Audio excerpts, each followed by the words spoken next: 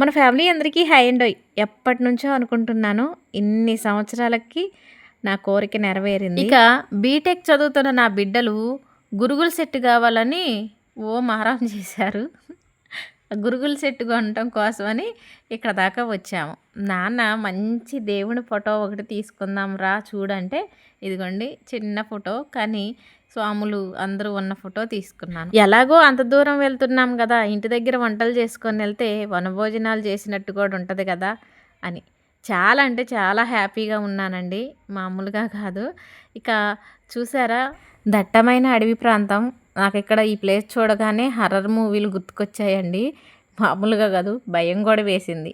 ఇక అక్కడి నుంచి ఇంటికి వచ్చేసిన తర్వాత పండు నూడిల్స్ చేసి అమ్మ నాన్నకు పెట్టింది. ఆగాగాగు, అసలు ఇదంతా ఎప్పుడు జరిగింది, పిల్లలు ఎప్పుడు వచ్చారు, ఏంటి ఈ వీడియో కొద్ది చూపిస్తున్నాం అనుకుంటున్నా. చెప్తాను. ముందుగా అయితే మన ఫ్యామిలీ అందరికీ శుభోదయం. మన ఫ్యామిలీ అందరికీ కార్తీక మాసం, కార్తీక సోమవారం శుభాకాంక్షలు. ఇక ఈ వీడియో అయితే నిన్నటిది, అంటే ఆదివారం రోజండి. పిల్లలు ఉదయాన్నే హైదరాబాద్ నుంచి వచ్చారు. మొన్న కార్తీక పూర్ణమికి నీలాద్రి వెళ్ళినప్పుడు అభిషేకానికి అందుకోలేకపోయాం కదా, పిల్లలు వచ్చారు. ప్రశాంతంగా అందరం కలిసి గుడికి వెళ్ళి స్వామివారిని దర్శనం చేసుకొని అర్చన చేయించుకొని రావచ్చు అనుకున్నామండి. ఇక అమ్మ నాన్న అక్క వాళ్ళని కూడా వస్తారంటే వస్తామని చెప్పారు. ఇక అందరం కలిసి నీలాద్రి వెళ్ళాము. అయితే నేను చాలా సంవత్సరాల నుంచి అనుకుంటున్నాను, మా నాన్నని ఒక్కసారైనా ఇక్కడికి తీసుకువెళ్ళి నాన్న చేత ఆ స్వామివారికి అభిషేకం చేయించాలని నా కోరిక అండి. అంటే మేము ఎప్పుడూ వెళ్తుంటాము, నాన్న రాలేదు. మాతో పాటు ఇంతకుముందు అమ్మ కూడా వచ్చింది, కానీ నాన్న ఎప్పుడూ రాలేదు. సరే నాన్నకు బండి తోలటం వచ్చు కదా, అందరం కలిసి బండ్ల మీదన్నా వెళ్దాం నాన్న అంటే, నేను ఆ చిన్న రోడ్లో బండి తోలలేనురా అని అంటుండేవాడు. కానీ ఇన్ని రోజులకి ఇప్పటికీ కలిసిందనమాట. అందరం కలిసి గుడిలోకి వెళ్ళామండి. అయితే కార్తీక పౌర్ణమి రోజు, నాగుల చవితి, కార్తీక సోమవారం, శివరాత్రి ఇలాంటి సందర్భాల్లో జనాలు ఎక్కువగా ఉంటారు కదా.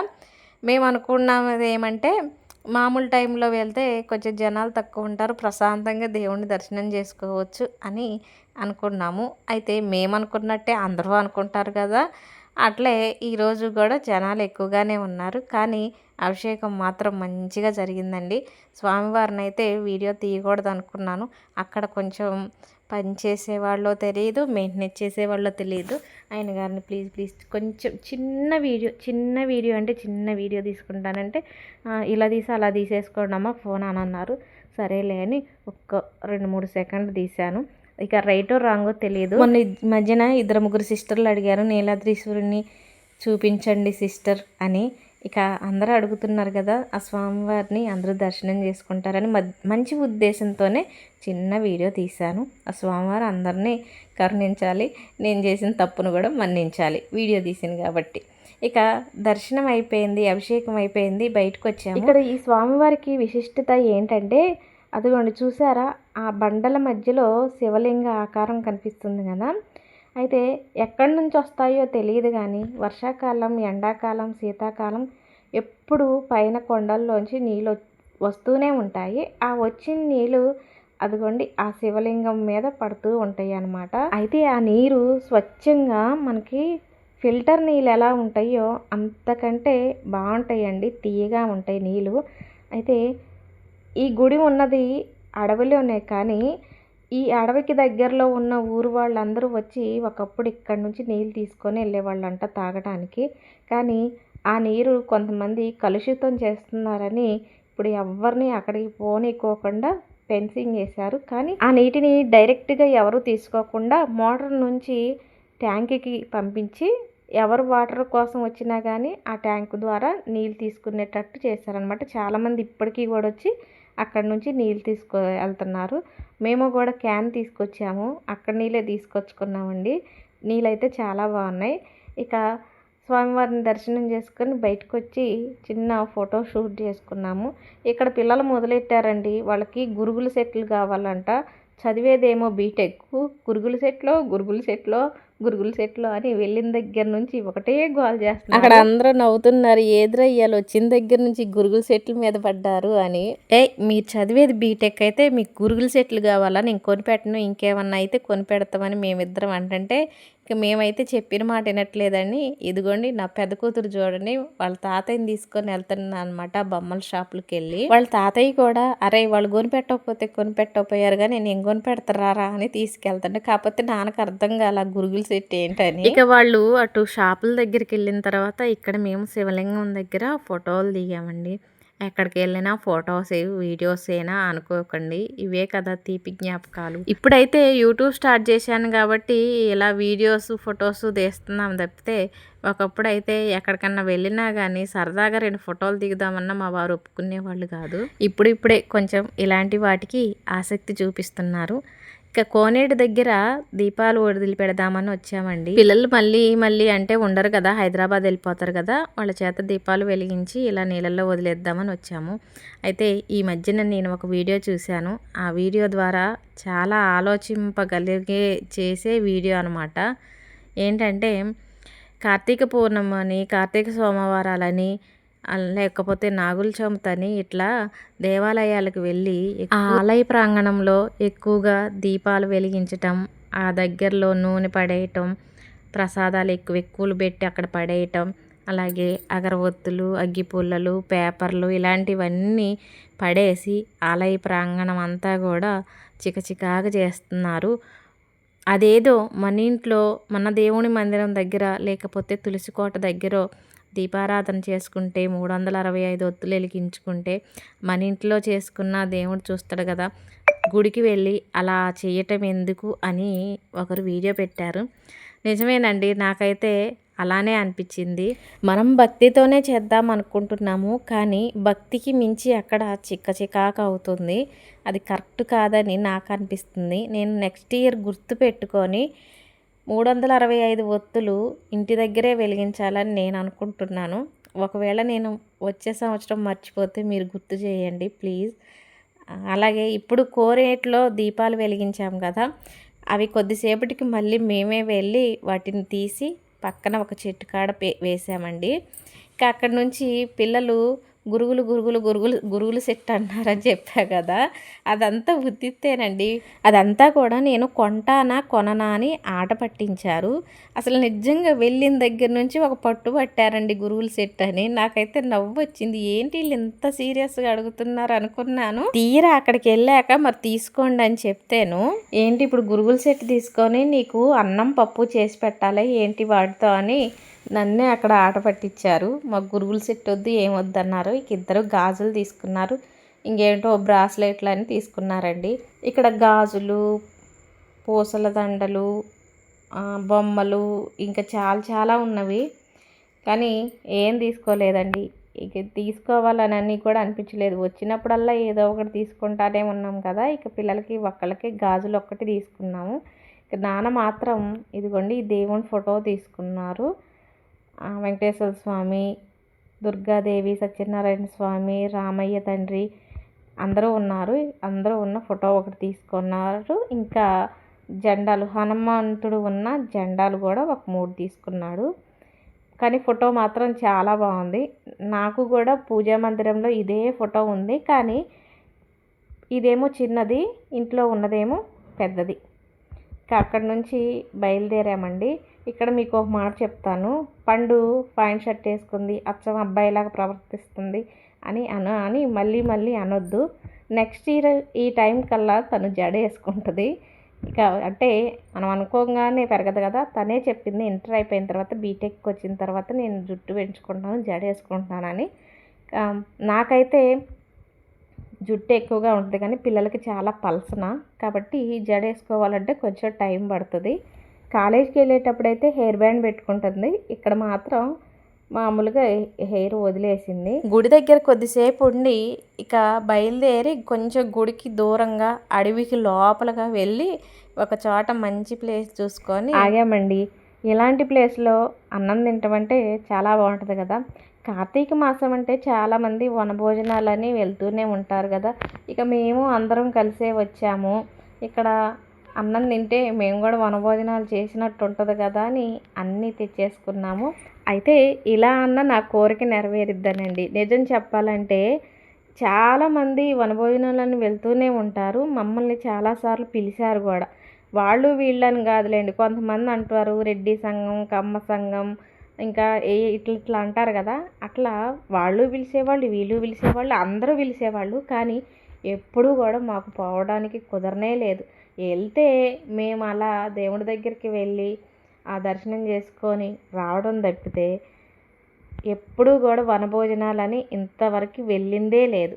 కానీ ఇలా వెళ్ళి తినాలనిపించింది. ఇంక భోజనాలు తీసుకెళ్ళి చక్కగా కూర్చొని తింటే మనం కూడా వనభోజనాలు చేసినట్టే కదా అనుకున్నాము. వచ్చేసాము, దేవుని దర్శనం చేసుకున్నాము.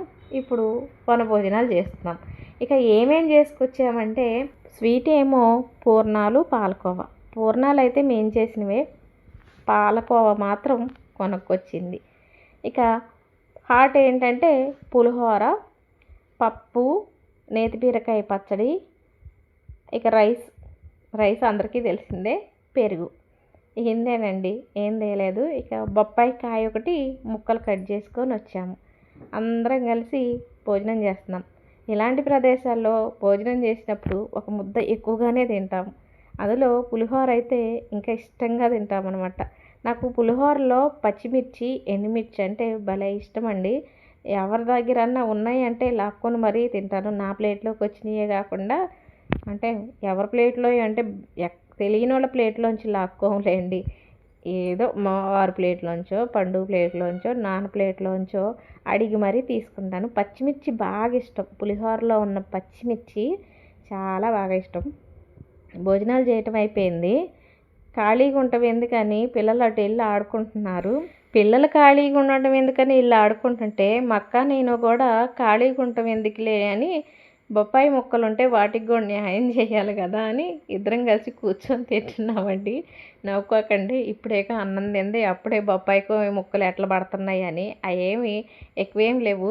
అందరూ తినంగా ఒక 3 ముక్కలు ఉంటే ఆ ముక్కలు మేము తీసుకొని తింటున్నాం. చెరొక ముక్క తీసుకున్నాం, మళ్ళీ ఒక ముక్కలో చెరసాకం తీసుకొని తినేస్తున్నాం అనమాట. అదే నవ్వుకుంటున్నాం, బొప్పాయి ముక్కలకి న్యాయం చేయాలి కదా అని డైలాగ్ వేసుకొని నవ్వుకుంటున్నాం అనమాట. ఇక మేము కూడా అన్నం తిన్న తర్వాత ఇదిగోండి ఈ ప్రదేశానికి వచ్చాం. అంటే దూరంగా ఉండి చూస్తే ఇక్కడ ఏదో మంచిగా కనపడుతుంది ప్లేసు, ఒకసారి చూద్దామని ఇక్కడికి వచ్చాము. ఇక్కడికి రాగానే నాకైతే భయం వేసిందండి. అంతా ఎదురు పొదలు దట్టంగా కనపడుతున్నాయి. అయితే నాకు హర్రర్ మూవీలు గుర్తుకొచ్చినాయి అనమాట. ఈ ప్లేస్కి రాగానే అది దూరంగా ఏమీ కనపడలేదు. ఇట్లా లోనికి వస్తే అది పెద్ద అంటారు కదా, కాకుల దూరని కారడివి, చీమల దూరని చిట్టడివి అంటారు కదా, అట్టుందనమాట. సినిమాలు ఇలాంటి ప్రదేశాల్లోనేమో షూటింగ్ చేసేది అని అనుకున్నాను. అంటే ఇక్కడ కాదులేండి, ఎక్కడైనా అదిగోండి చూడండి ఎట్లుందో. ఇక్కడ చాలా గుండ్రాళ్ళు ఉన్నాయండి. గుండ్రాళ్ళు అంటే మీకు తెలుసా, ఒకప్పుడైతే కుంకుడుకాయలు కొట్టడానికి ప్రత్యేకంగా గుండ్రాయి ఉండేది. ఆ రాయితోనే కొట్టేవాళ్ళు.